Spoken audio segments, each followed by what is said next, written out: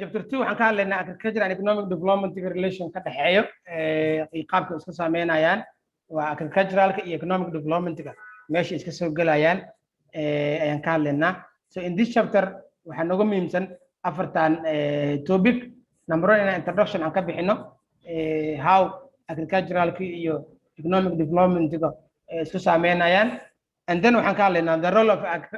the role of agricultural in economic development, roolka marka uu ku leeyahay agricultural and economic development. Number 3 waxaan ka hadlaynaa share of agricultural and economic development, intee in ayuu share gareeyaa, ayuu contribution uu ku sameeyaa economic development-ga agriculturalku uu contribution uu kaga sameeyaa economic development. laano waxaan soo sheegnay agricultural waxaan naanay waa primary level soma, there is secondary level ajira, third level ajira, ama waxaa jira waxa la yiraahdo agricultural sector, industrial sector iyo tertiary sector. saddexda production process waay, saddexda level waay.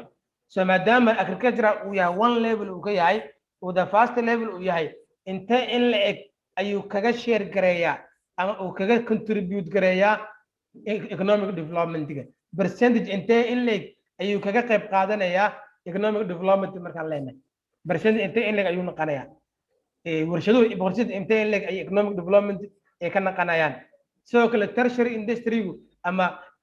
tertiary sector-ku intee in la eg percentage ayuu kaga contribute gareynayaa economic development-ga. waa qaybta marka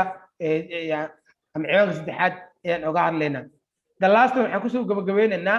relationship between agricultural and industry, ama interdependency between agricultural and industry. qaabkay iskugu xiran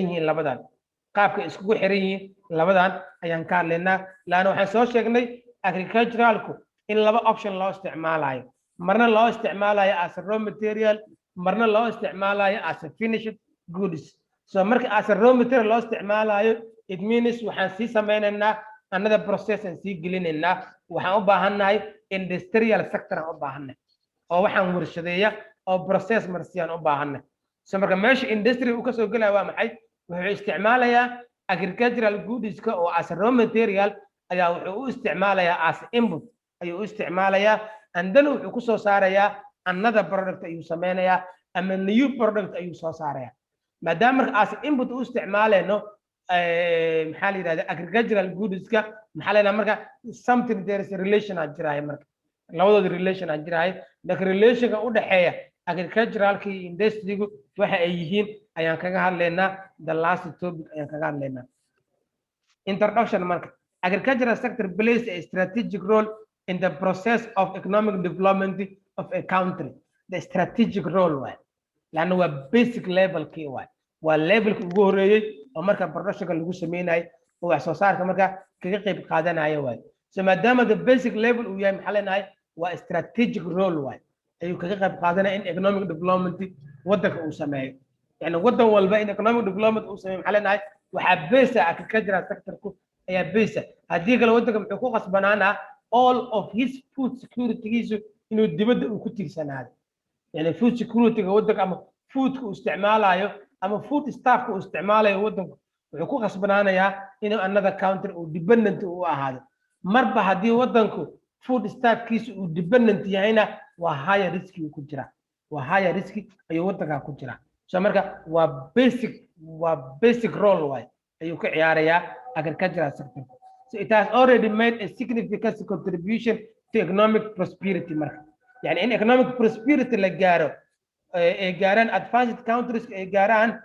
the significant contribution ka yeeshay. yani waxaana tusaale u ah markaan ka bilaabayna history-ga of agriculture economic-kan ka hadlaynay oo markii dagaalkii koowaad adduunka marka uu dhacay oo 19 uu dhamaaday 1918 uu dhamaaday ayaa waxaan wadan walba especially the European countries-ka waxay contribute gareeyeen how can we improve our economy. si improve u sameeyaan maxaan waxay ka bilaabeen base-ka oo ah agricultural sector-ku inay wax badan ay ka qoraan, ay ka hadlaan, role-kiisa ay daraaseeyaan, more analysis ay ku sameeyaan, oo the basic food staff-ka inay marka ama the basic of necessary waxyaabaha necessary-ga ah inay marka satisfy ay ku sameeyaan ayay ka bilaabeen. so in this marka qolada marka advanced countries-ku yani prosperity si u gaaraan contribution waxaa ka ahaa agricultural sector-kii ay xoojiyeen, ayay kor u qaadeen. and also its role in the economic development of less developed countries is vital important. Also marka maadaama less developed countries ka haddu yani samaha hadda marka irida maraya lan adduunka maxaa loo qaybiyaa waa developed iyo developing iyo underdeveloping countries saddexdaas loo qaybiyaa adduunka waa developed countries waa wadamo horumaray waa kuwaas waa wadamada horumaray weey developing countries kana hadda soo horumarayaan waa wadamo hadda marka horumar sameynayo hadda marka yani kobac sameynayo underdeveloping countries kana waa wadamadan burbursan oo dagaalada iyo waxa ka socda ayaa underdeveloping countries la yiraahdaa yani mostly marka developing countries inuu developing yahay iyo underdeveloping yahay iyo developed countries inuu yahayna badanaa waxaa lagu measure gareeyaa the standard of living ka per capita income ka eedaydaas laga fiiriyaa waa per capita income waa imisa standard of living intuu la eegyahay eedayda marka laga fiiriyo ayaa waxaa ku soo baxaya wadankan ama waa developed countries ama waa maxaa la yiraahdaa developing countries ku kamid yahay ama underdeveloping countries ayuu kamid yahay so marka yani eedaydaas ayaa laga fiiriyaa so the history of England for example haddii aan soo qaadano is clearly evidence that agricultural revolution precedes the industrial revolution there. يعني in industrial revolution si loo gaaro maxaa qasab ah when agricultural revolution waynu dhaca so agricultural revolution ka muxuu koos gareynaa industrial revolution uu koos gareynaa how waa tii hadda anaga aan ka hadlaynay laana agricultural revolution hadduu yimaado maxaa loo baahnaana technology loo baahnaana machinery loo baahnaana waxa loo baahnaana yani waxa loo baahnaana fertilizer oo chemical loo baahnaana all of this maadaama loo baahan yahay ayaa maxay koos gareynay in loo baahan yahay in warshadoodii la helo simple taasa marka meesha maxay soo galaayo in industrial revolution uu yimaado marka maxaa laga marka agricultural revolution ayaa muxuu process gareeyay marka in industrial revolution marka uu dhaco in USA iyo Japan oo kale ayagoo dhan waa maxay agricultural development has helped to a great extent in the process of higher industrialization yani in industrialization la gaaro waxa main aha agricultural development ga main aha so marka impossible way yani majority economically in industrial development la gaaro without agricultural development aan la achieve kareyn waa impossible way yani majority sida economic lagu analyze gareeyo yani wadanku isagoon agricultural development sameynin industrial development ma sameynayo sababtuna waa maxay lan industrial development wuxuu u baahan yahay demand so demand intuu ka imaana yani in warshad loo baahdo maxaa base ah way demand la helaa soo ma so demand intuu ka imaana industry ka imaana industry muxuu kaga imaana laana wuxuu u baahan yahay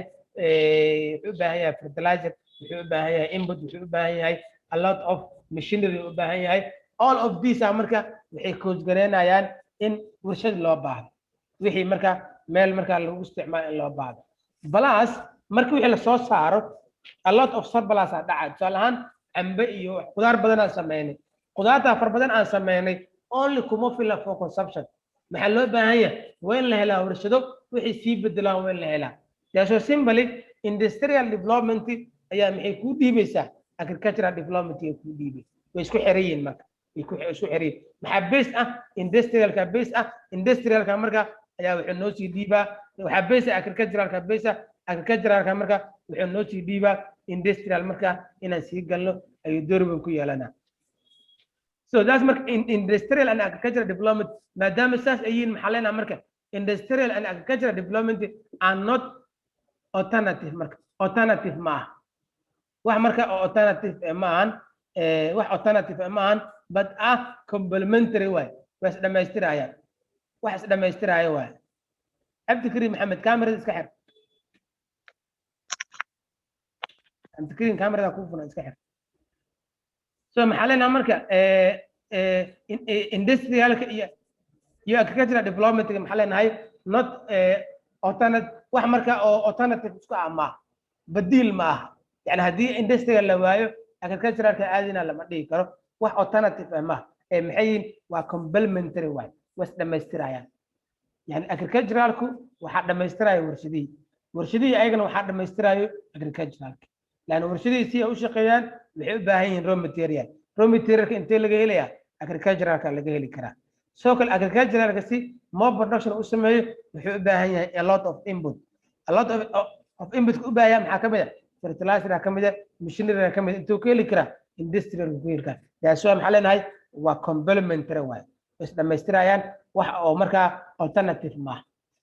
so marka waxaan but are complementary and are mutually maxalina supporting with respect to both input and output input iyo output ka marka isweydaarsanayaan yani kan input kiisi waa output ka industry salahan agricultural oo kale input kiisi fertilizer oo kale iyo machinery oo kale all of this input asalkooda waxay ka imaanayaan warshada waxay ka ahaayeen output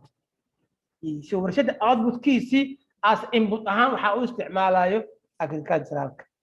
soo kale agricultural input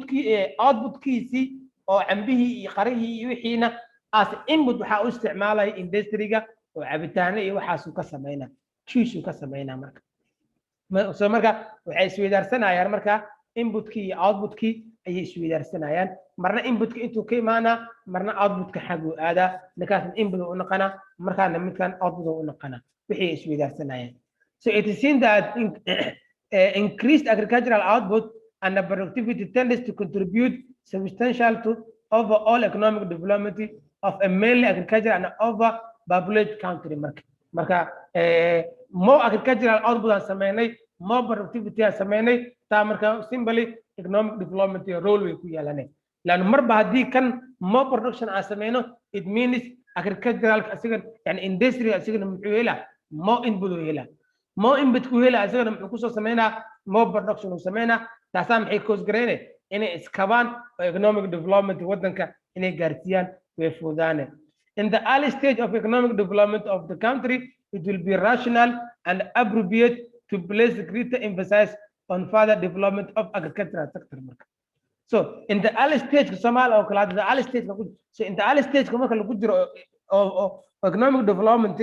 wada walba maxaa qasaba marka waa inuu more effort waa inuu geliyaa agricultural sector